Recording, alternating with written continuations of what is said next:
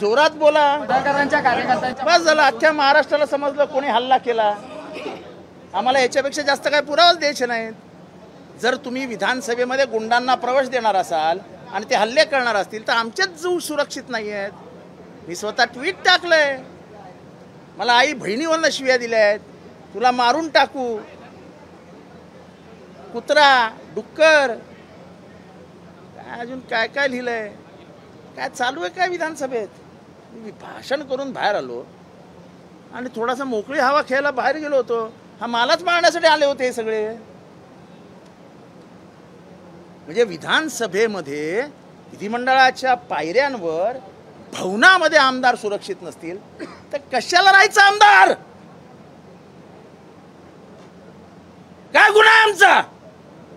कोणीतरी मवाल्यासारखा येतो आमच्या आई बहिणीवर शिव्या देतो. त्याला ऑफिशियल लँग्वेज म्हणून डिक्लेअर करा ना. अनपार्लमेंटरी वर्ड्स वापरले जातात, करून टाका पार्लमेंटरी वर्ड्स आहेत म्हणून. सत्तेचा एवढा मुजोरपणा, सत्तेचा एवढा माज,